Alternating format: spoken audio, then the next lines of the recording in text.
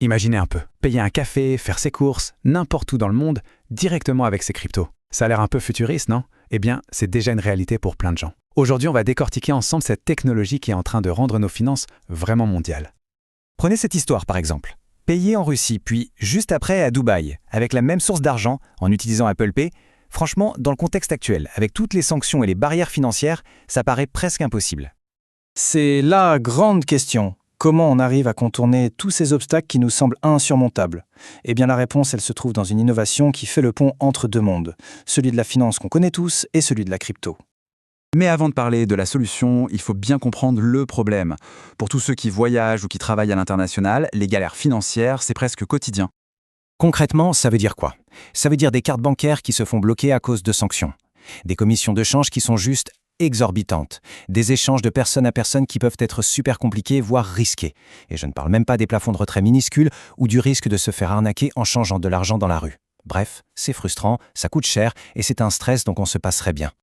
Et c'est justement pour régler tous ces problèmes que les cartes crypto ont été inventées. C'est une alternative technologique vraiment puissante.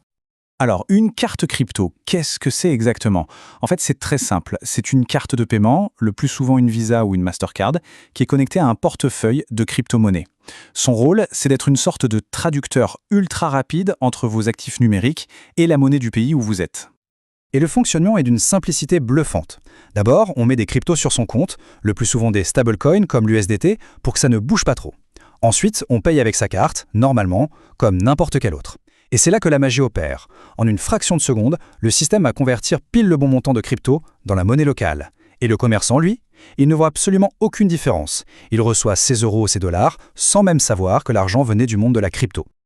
Et attention, on ne parle pas d'un petit gadget pour quelques initiés, non. Cette solution, elle fait partie d'une tendance mondiale absolument massive, qui grandit à une vitesse folle. Juste pour qu'on se rende compte de l'échelle, en 2023, le marché mondial des cartes crypto, c'était déjà 97 milliards de dollars. C'est un chiffre colossal qui montre bien que l'adoption, elle est bien là. Et le plus impressionnant, c'est que ça ne fait que commencer. D'ici 2030, on estime que ce marché va dépasser les 152 milliards de dollars. La dynamique est vraiment très très forte. Alors, qu'est-ce qui pousse cette croissance? C'est ça qui est fascinant.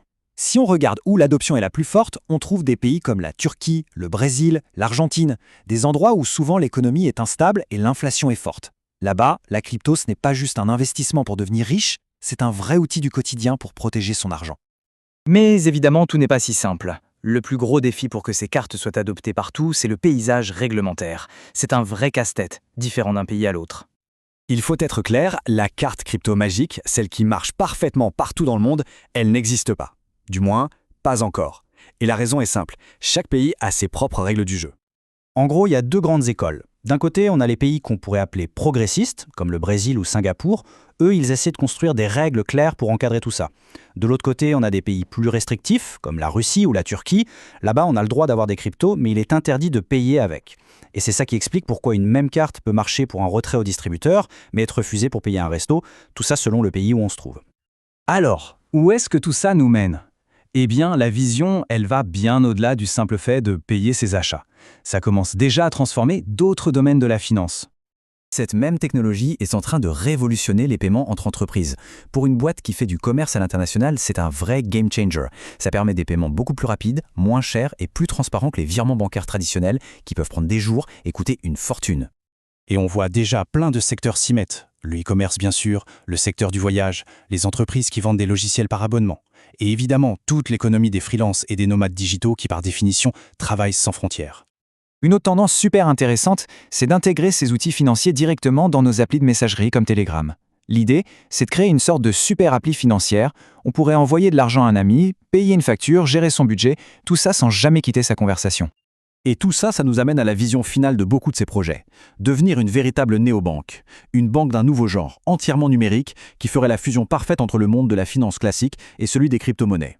Le meilleur des deux mondes en une seule expérience. Ça nous laisse avec une question assez vertigineuse finalement. À mesure que ces deux univers se rapprochent, est-ce que la différence entre l'argent normal et la crypto-monnaie aura encore un sens dans notre quotidien? La question n'est peut-être plus de savoir si ça va arriver, mais plutôt de se demander à quoi ressemblera notre banque, notre portefeuille, dans ce futur qui est déjà là.